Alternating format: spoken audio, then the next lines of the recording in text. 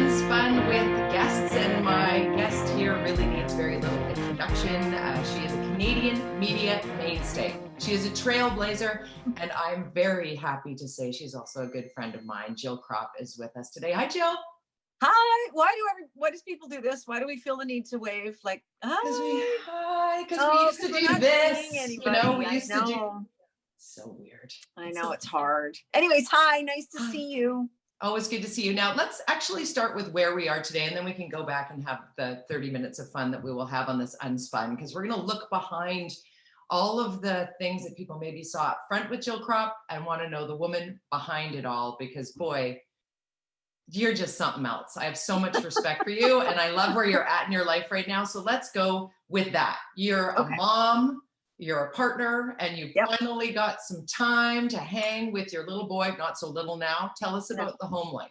Like yours, my son's a year younger than yours. So he's 12 and a half. He's in grade 7.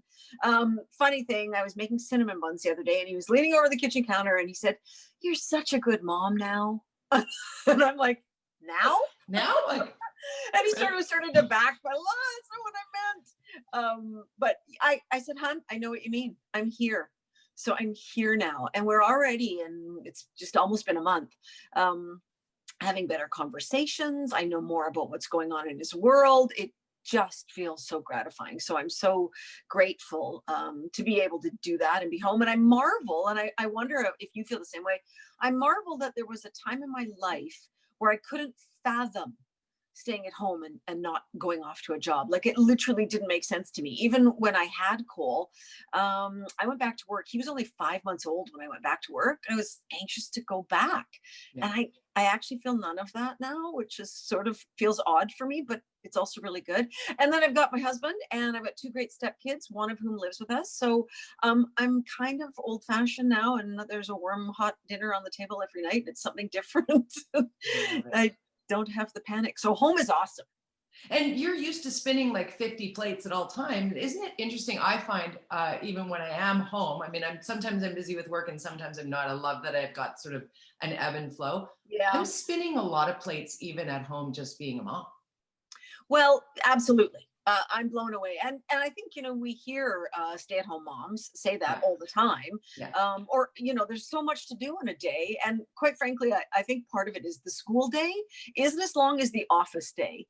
And so, when you send them off in the morning and then they're home already at 2:30 or 3, you're like, I still needed those 2 more hours to get everything done. So for sure. And I had a ton of projects. I am the biggest starter of projects, not a great finisher. I need people for that. I love it. So give me a project. What's on your list? I'm painting the bathroom today. That's why I messaged you this morning. Are we still on? Because I'm trying to map out my day and if I have time to do some painting. Because I started this project before I left Global, and I had redone the whole vanity and painted it and, did all that. And then all the stuff just sat in the bathroom, which makes my husband crazy because everything has a place, and we're the opposite. He's really neat and tidy. And I had stuff everywhere. It's still there. So I'm like, okay. And I actually, when I was leaving work, I was thinking, I'll have that done in the first 2 weeks. Yeah, no. So still have some. You find reasons and ways of doing things. Let's, if we may, unpack a bit about Jill Krop, not the persona, but the person. So born in Edmonton, came to Vancouver, went to, was it BCIT? Yeah, there's a lot longer time between Edmonton and Vancouver. You can fill in. I consider BC home. So when I was young, we did Edmonton, Victoria, Calgary, Victoria. And then I went to BCIT, and then I headed off on work. And, a big goal for me, because I'd been to high school in Victoria, and I was the May Queen in 81, I think. Yeah, 81. Gold. We can end this interview right here. The May Queen. Well, I didn't want to enter, but my school, Parkland Secondary out in Sydney, had 3 of the previous years the girls from my school had won. And so some teachers had said, go, you're going to win and it'll be great. And that'll be like a little legacy for our school. So I went and I did, and the rest is history. But anyhow, I think of the island as home. And then I came over, I went to UVic for a couple of years, and then I came over and went to BCIT, and then I did Prince George, Victoria, Long time in Halifax, right? Victoria. Yeah. What's that? You did quite a turn in Halifax, didn't you? I did. I was there 2 years and then another 4 years with a little tiny stint in Victoria in between. Wow. And then I was working at Czech TV and I came over to Vancouver and I've been here for 20 some odd years now. So let's pause on that and the importance of how those smaller market experiences shaped you as a broadcaster, because there are a lot of, and I'm not trying to paint everybody with a brush of like, oh, everybody's so entitled now, they just want the big job. Of course, we all want the big job. Yeah. But when you get offered the opportunity for the big job, you want to have the chops to do the big job. So the smaller market piece sometimes get lost for those who are graduating from any type of school that prepares you for media. Can you speak to what you learned, on that journey of those various markets that must have been incredibly different and diverse? Yeah, sure. With the caveat that we sound like old ladies. Well, we kind of are having this conversation because, there were a lot of young people who came through my office when I was news director, and you're right, they wanted to be the 6 o'clock anchor then, and you're like, ooh, good, it takes some time. And I think, I love goals and I love shooting for the stars. But yeah, there is something to be said. And the other thing that makes us sound old is every generation thinks the one behind them is, less effective, less smart, less resilient, just less of everything, because they've had it easier or something like that. And so I'm aware of that. But I will say, I went to BCRT, so that's a 2-year program. And I remember I went to CKPG in Prince George, radio and television. And I remember learning more in 6 months on the job than I had in 2 years at school. Right. But the schooling gives you the basics. Like without the schooling, you wouldn't know what you needed to do. So that was good. And then you're thrust into those things and it's kind of sink or swim. Yeah. And when I look back at Prince George, CKPG in 1986, you would run out and take 2 microphones, a tape recorder with a microphone, and there'd be a camera person with you. And you'd have 2 mics in the scrum or interviewing people. And you'd race back to the station and you'd cut 4 stories for radio and get that off your plate. So that was done. And then you'd go to the back and cut a TV story. And then you'd have an editor, you wrote it yourself and you voiced it and that kind of stuff. But you had an editor. Sometimes you didn't have an editor. Sometimes you had to do it yourself. And I remember the edit suite in CKPG, there's no roof on it. So the noise around the room would come into the edit suite. But and I think it's so hard for kids to understand today. We didn't have the internet. No. There was no Google. There was no Google. So now we really sound old. Well, just saying, there was no internet back in our day. Yeah, there's my dog in the background. We I love did it the hard way, and we dug. Like I find kids nowadays, they don't want to call anybody. They don't want to knock on doors. It's like we've created a society because you just do this, and there's no real. They never got back to me. They never got.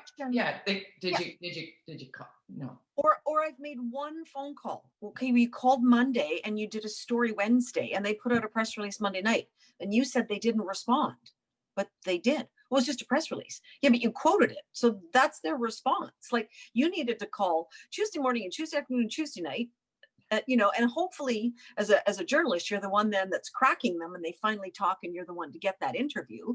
Or, then again, Wednesday, you know what, I'm going with this story tonight. I've given you 6 calls. Here's your chance. So anyways, yes, I love that advice. That is valuable. Totally.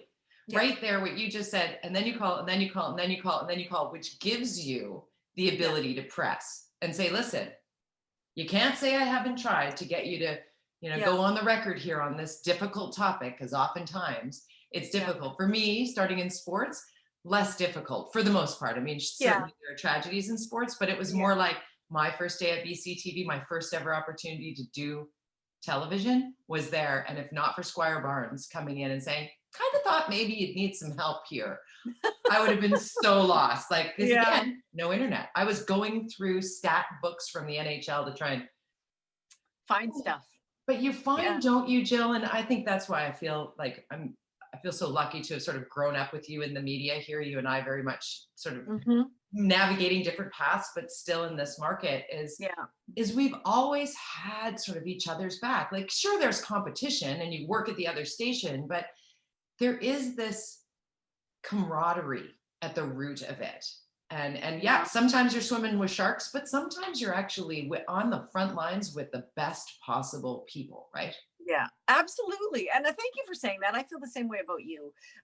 Yeah, we're of the same era, and you had such great success in sports. And I am just blown away by how you've transitioned and what a brilliant job you're doing on radio and talk shows and podcasts. And it's awesome. Yeah, because it just, what to me it shows is that you're just curious and you're hungry for information. And the topic itself doesn't necessarily have to be one that you absolutely personally love. You're just interested in gleaning information, and that just speaks to a great curiosity. And I think that's really quite fantastic. Enough about me now. Talking about you, smarty pants. Look at I'm blushing. But that having each other's back, like when we look at the people who we've worked with over the years, and I just want, for those who might be tuning in and going, well, I know Jill, like she's been running the newsroom out there and she's in charge of that. But I've got your, kind of listed off here. You, as you mentioned in Prince George and Regina and Halifax and Weekend News. And then in 2001, when you took over the NewsHour final on the weekends, I mean, that was a big moment. I remember, I'm like, yes, girl, Yeah. Yeah, well, it's interesting. And okay, so it's funny. So I feel bad because I was complimenting you and you shut me down, but that's okay. Sorry. So I just want to go back to that, because there is a really supportive space in the media for women. And I know some people don't feel that way. And you can ask anybody who's worked with me, I am crazy competitive, like crazy competitive. But I was always really clear. When we're on the same team here, we don't need to compete against one another. There needs to be no backstabbing and no, oh, how come she got that? Or how come he got that and I didn't? Like, if we're on the same team, then let's pull together. We can compete, in the ratings with our competition. And even then you're bound to help somebody out in the field, at times, especially with flat tires and things like that. And people are really good. But I think, and particularly at the BCTV Global BC Newsroom, there was nary a trace of that crazy competitiveness where people were trying to clamor over one another. Like zero, like the zero when I got there, and zero when I was there. Like all the women really got along and we supported each other. And you can ask, Sarah McDonald or Neetu Garcha. That's one of the things that I really worked on with them, was the young women, and really saying, hey, we've got your backs and we want your careers to succeed and we support you. And here we are doing all this. Because I'm a big believer in that. I worked at Check TV, and Mary Beth Burton, who worked there, she's in communications over on the island now, but she was also at Check TV. And she reiterated this recently on Facebook. When I was arriving there, and she already worked there, she's like, oh, here comes this other woman and we're about the same age. And is she going to be competitive with me? And is this going to be difficult? And she said, you swooped in and you said, hey, I'm on your team and let's go. And we don't need to compete with each other. And she was just so relieved because she was afraid it would be the other way. But my favorite term there is pulling in the same direction. When you can work at an outlet where everybody buys into, grab the rope together. We're all going this way. Because if you're pulling amongst yourselves internally, you're never number one. No. And that, and it's so true. And supporting one another. And I think that's really important. So really cool. Now, where were you? Oh, NewsHour final. Yes. So that was actually weeknights. So when I came over from Victoria to BCTV to do a morning show called Wake Up, it was the precursor to the BCTV morning news. And it actually aired on Check, but we did it at the BCTV studio. And the reason for that was back then it was the CTV affiliate. So we had to run Canada AM, but they knew they wanted to do a local morning show because people out here just aren't dialed into Toronto. And we really don't care for a 3-hour delayed show from Toronto. Really, God bless you, Toronto. And I know you did time there and had fun. No, for sure. But they just don't understand how different we are out here. I agree with you 1,000 on that one. Yeah. Exactly. So we did a local show here, but man, it was hard. We had no teleprompter operator. Like I was reading scripts like this, and we didn't even have a wheel then because it didn't exist back. So you're just like, I think I remember what I wrote. Yeah, a lot of head bobbing. So I did that first, and then I moved to weekends, and I did morning, noon, and 6 on weekends for 4 years, I think. And then I got to do NewsHour final. And what had happened was, the company that owned Global bought us sight unseen, funnily enough, because they were already in the marketplace. And so they couldn't come in and have a look. So they arrived and went, oh, you're the #1 station. We thought you'd have fancier stuff. We were like, no, this is it. and then what was VTV, I obviously business deal, they took our CTV affiliation. So they became CTV. So they got Lloyd Robertson and the late news then. So that's when we got to do our own. So before, Lloyd was on at 11, and I think it was Ted Chernecki was on at 11:30 on BCTV. So now we had to do our own hour from 11 to 12, and I got to be the first anchor to do that. I love that. And what did that feel like for you when you were? It was good. Yeah, it was good. It felt really good. I had such a great run there. Really, I've done almost, I've done every show, not as a permanent host, but I've done every show, been a part of all of the specials and things like that. And love, our Olympics coverage and stuff. So yeah, it was really good. I was really proud. It was quite a pinnacle moment, being tasked with that. And the news director at the time, Steve Wyatt, called me the Lloyd killer. He was competitive too, because he gave me my first opportunity there. It was, oh, did he? Yeah. Oh yeah. Love yeah. Him. He and Ron Bremner, right? That time. Yeah. So Lloyd killer. I know. Well, it was funny because there's a question, right? If we were the number one station with Lloyd at 11, so what's going to happen now that we don't have Lloyd at 11? And one of my dearest friends, Bridget Anderson, she worked at CTV at the time. We were roommates then. She worked at CTV at the time, and she was the late news anchor. So with Lloyd me. came on. I was the sports anchor. Sorry, I forgot. That's okay. Bridget and I started BTV on the weekends. Then they moved us to the late night. So okay, there you go. Crazy. And so much to our pleasure at our competitive BCTV, we continued to maintain that number one spot, even though we had lost Lloyd. And, I remember wondering why, how is that working? And obviously being good friends, having good friends at the other channel, you're like, they work just as hard as I do. We're all doing the same thing. So how are we still winning in this time slot? And I was homesick one night, and it was when the Iraq War, not first time, second time around, where the Iraq War was on. And CTV National, I was watching. So CTV started with that. And it was actually really sad. There was a plane crash in the Okanagan. Firefighting plane had crashed. And 2 weeks earlier, we'd done a story with the 2 pilots on board. So we had footage of these fellows who had died that day in this fire. And I thought that's why BCTV is still winning in that space. Because as I'm going off to bed, I want to know that, not what's going on in Iraq. Right, so, which is a perfect opportunity to thank our listener. I forget that we're doing this on the Orca, which is a great space to really be tuned in and keyed in by communications via whether it's the fin that you sign up for that comes to your email inbox Monday to Friday that McLean K curates, and he takes pieces of all media from all over and lines it all up so that you're in the know on what's happening here. And that's what we try and do on this show. And also in our content with our op-ed pieces is to try and just really, when we're all so distracted by global things or even national things, that we really need to know what's happening right here. So and community is so important. It really is. It really is. Yeah. But local news though, Jill, local news really has taken such a hard hit. Yeah. Newspapers and community papers, and I mean, ever more necessary are the people who are out there, like you say, covering what's happening right here, right now. What affects you? Yeah, it's a funny thing. I often tell a story. No one's challenged me on it, so I hope I'm not wrong. But I feel like the business model for media was set up incorrectly in the beginning. So I would say to people, name a product you use, you consume, that you don't pay for directly. And there are a couple of examples, but media is one of them. You don't pay for your news coverage. Right. You pay through advertising. So every time you buy a box of cereal or a certain type of toilet paper, some of their budget goes to marketing and advertising, which is what pays for media. So that's kind of the problem, is that no one was habituated or acclimatized to paying for their news content. Paywalls, nobody wants a paywall, right? But we may get to that space. You may only have a choice of paywall or be completely uninformed. We're seeing that in streaming services, right? Because that's the new. It's well, have you cut your cable while you have the Netflix and the Crave and the Prime and the whatever? They all add up. They do.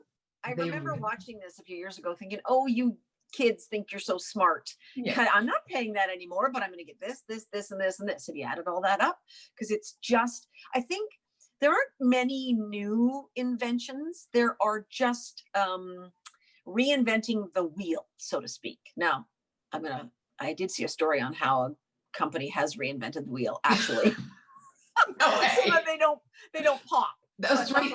The never flat tire. I think I've seen. Yes, exactly. But in general, it's just sort of, it's really that shape shifting or the reimagining, or God, for the love of God, I can't remember the really trendy word of, when you upset something.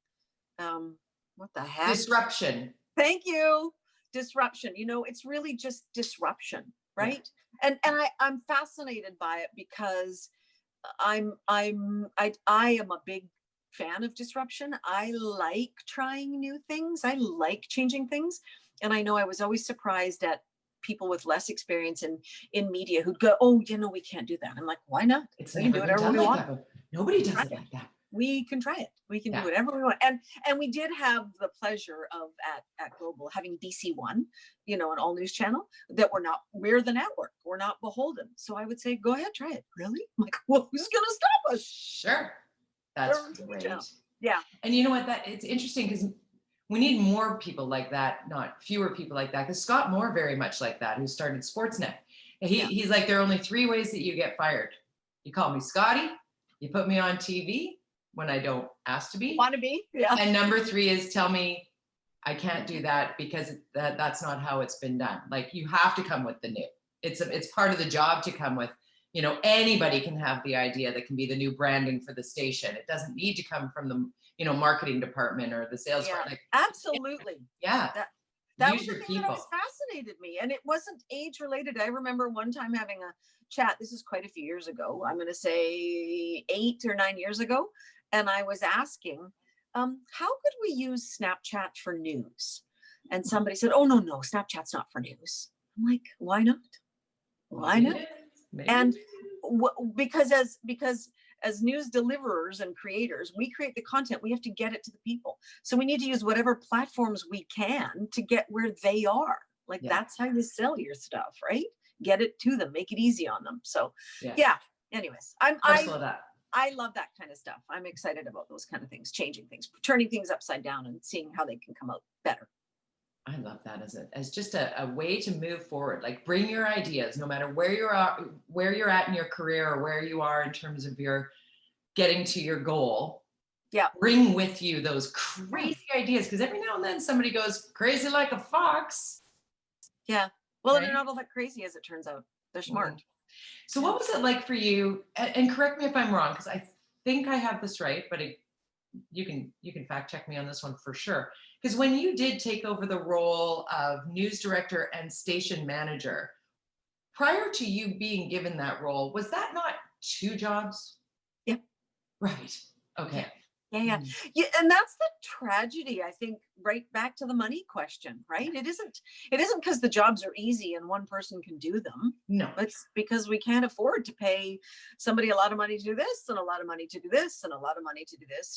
At the end, I was news director for CKNW, so not talk, just the news team. Yeah. But news director for CKNW, news director for Global-BC, BC1, station manager for Global-BC, and I was the regional news director, so I had Global Okanagan as well. And those used to be a lot, man. 4 jobs. That was 4 jobs. 4 men. Yeah. 4 men, right? See, Yeah. So, hey, to be blunt, I did not do the work of 4 people because it's humanly impossible. You can't. No, you can't. Do the work of 4 people. But the expectation was that you would do. I did my best. Yeah. The bulk of it. I think they're going to change it now that I've left, and because I think they recognize that was a lot, and you want people to be successful and you want things to be effective. So, right. But necessity, mother of invention. Here, I was just talking about do things differently and turn it upside down. We tried. Yeah. And we had a pretty good run. You did. And you know what? You worked so hard. I got the opportunity to see you at work, and, accessibility and inclusion and conversation and fearlessness. Nobody ever thought, oh, Jill's here, come on. Well, they did actually. Did they? Yeah. I didn't even. Well, and I was clearly out to lunch because I was like, oh, hey, Jill. No. obviously, I mean, I'm being very authentic because Yeah, please. nobody wants to think that people didn't want to see them. I didn't win over everybody, and not everybody liked my style. And I'm a fierce competitor, and I'm old school, and so please don't spell things wrong and put them on TV. If you can help it, it'd be really great. Please make sure we get like that. Everybody, eyes, yeah. I'm blown away today, even by articles that I see in high-end publications and websites and stuff with spelling mistakes. I'm like, who proofread that? Like, I caught it first run. You're good at that, though. Yeah. And I'm not saying I haven't done, two thes in a sentence before, or I tend not to misspell things because I'm a spelling maniac. Yes. But it just comes naturally too. So that's hard. I've known some great journalists. Kevin Newman, notoriously bad speller, but a great journalist. So I've known some who just don't have that. But those kinds of things. And I was fast. Like, we got to move fast. We got to get on this now. Like, what are you guys doing? What's taking so long? Why aren't we doing this? And that, people tend to go, So I think that's why I dig you. I'm the same. I'm like, now. That's what I love about radio. TV is fantastic, but the BC One piece is where you can go now, right? Because when you're global main station, main network, you got to wait for programming, or am I cutting in? Like, where are we here? Yeah. But I love that urgency and immediacy. But you also found time in all of what we just explained to get into the BC Sports Hall of Fame and the Coastal Mental Health Foundation and the BC Children's Hospital and, of course, Variety and the CKNW Kids Fund. Like, I've seen you most often, you and I would run into each other at events. Yeah. Well, and that goes back to community. And I'm so fortunate that through the job I had access to all of those, and I was invited to all of those events to participate. And that, you get time away from work to go do that, or it's sort of part of the job. But yeah, it's amazing, the people around British Columbia who need our help. And I'm fascinated. You're quite vocal, and I love it, on Twitter about COVID and masks and be good and be kind and be calm like Bonnie Henry. And I'm surprised it's taken us so long to find a leader who's willing to say those things out loud. I fully believe it's because she's female. I absolutely, in my heart of hearts, know that emotional mindset comes from being a woman. Be kind, be calm. But if we aren't sharing, and if we aren't caring for the rest of our community, like, who are we as human beings? What do we have? Like, what do we win in the end? We don't have community. Yeah. Did and you so I don't consider running for office. No. Hard no. Had to check. Hard no. No, honestly, I've had a handful of people say that, and I'm like, oh no, thank you. No. Those are some of the hardest jobs. Yeah. When I had the opportunity to be, at lead a group of a few hundred people, it was hard keeping all of those people motivated and happy and feeling good about themselves and what we were doing. And, that's just a few hundred people. I can't imagine the responsibility for a riding, civically, provincially, or federally. Like, I just can't fathom. I wasn't thinking of riding. I was thinking of province. See, like, whoa.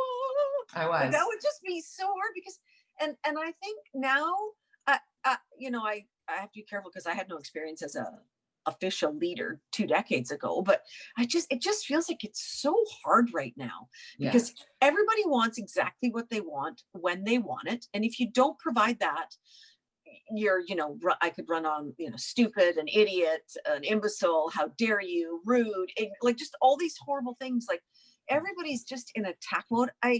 I have a theory. I think the world is moving so quickly now that everybody feels a little bit out of control, to the point where some feel really out of control. And so, to regain that sense of personal control, we live in a space of indignation, because me getting angry makes me feel powerful. And so then I feel I'm in control again. And so that's kind of where we're at. And for me, that's, you combine that with this funny consumerism that we created. I use sandwich places as the example. 20 years ago, you went and ordered the ham and cheese. You got ham and cheese sandwich the way they made it. Right. Now you get your choice: 12 breads, 2 different colored cheeses, olives. Oh God, no, green pepper loaded on. Right? You get exactly what you want. Yeah. And then oops, Fast. if they drop a crouton on it at the end, you point and glare and they give it to you for free. So those two things together is everybody's just so demanding and so in their own space and not looking out for our group as a whole, our society as a whole. And I don't need that. I want to be part of the good, and I don't need all the bad that comes at you in politics. So thanks, but no thanks. So I want to be a part of whatever the good is that you do next. So let's stay in touch on that. Well, you know what? I have a real heart right now. I can really feel it for the homeless and the mental health and addiction that's on our streets. I live in Maple Ridge. There's so much of it here. I'm going to cry if I'm not careful. And in the last few weeks, I was driving down Dewdney Trunk, right in kind of the middle of downtown Old Maple Ridge. And there was a person sprawled on the sidewalk. And I thought it was a woman because they had longish blonde hair, but just sprawled. And I'm very aware. So I noticed a couple blocks back. And so I'm driving up and they're not moving and nobody's stopping. And so as I went by, I pulled into the first kind of parking lot thing I could pull into. And I got out of my car and I ran back. And I did the lifeguard thing where you're with someone drowning, not super close, but I'm back and I'm down and I'm like, hey, you okay? And it was a young man and he lifted up his head and he said, oh, I'm pathetic. And I was like, oh, even in his, he clearly an addict, had the scabs on his face. He had his tin foil and his plastic, straw and his lighter. And he'd fallen, he thought his, whatever he was smoking had fallen off the tinfoil. And I don't know what happened to him, but I had a little chat with him and somebody from across the street yelled, do you need an ambulance? I'm like, we're good. And another lady, younger woman, came and she said, I saw you. And I thought if that's a drug addict, she might need help. But she was really empathetic too. And we listened to him for a while and his name was Kyle and he wanted to chat. And I met another young man outside a pizza place here, sitting vacant. He was vacant, stare. I said, are you okay? What's your name? Where are you from? I'm from Ontario. Do you talk to your family? Yeah, I try to talk to my mom. And I said, I have a son and I know moms and sons have a bond. So I really hope you can keep talking to her. And I'm like, how are these two young men in this space? Like how? Just left there. Yeah. And I mean, I know how families who can't cope, families who've lost touch, a system that really only goes so far. And, particularly with mental health, it's really alarming to me that a lot of people who exhibit mental health symptoms and signs, it hits in their late teens, early 20s. Yeah. And you know what? The system then calls them adults, except they're struggling. And so they can't make those rational adult decisions for themselves. And so if their families can't step in and support them, why aren't we? Like, why isn't society? Like, we've got to come up with some better solutions. I look at all the inventions and like the Tesla and the moon and like all the stuff we've come up with. How can we not get a better grip on this? And I'm not blaming anyone in BC or Canada, because you look around the world and this is a universal issue. So this is, it's fascinating to me that with all the smarts, so what it says to me is it's a matter of money and a matter of will. And we just haven't gotten to that place where the majority of us are willing to put enough money in and make it happen. I agree. So that was my little. I love that. And I think that is the perfect place to press pause on this conversation because I want to continue it. So let's, as we move forward. Did we do half an hour already? We've done a half an hour actually over, but it's so engaging. I just wanted to keep going. So, sorry, I'm talking. But no, I love it. And you know what, Jill? I think that where we've left this is a place where we can then maybe reconvene and see how we're moving this forward. Because I recently wrote a column for the Orca on this very topic. I don't have the answer, but I'm screaming into the void that something needs to move forward instead of everybody going, we have a problem here. Yeah. And then nothing changing. Because somewhere, somehow, some way, whether it's finding a way to allow mental health to be a part of, like, mental health support and therapy be a part of our basic healthcare, as opposed to $250 for 50 minutes. I mean, those, like, starting right there, like, if we all get vocal about it in one way and make it a platform for voting, or make it, you know, once we're out of a pandemic. I mean, those But you know what, stories in a pandemic are just shocking to me.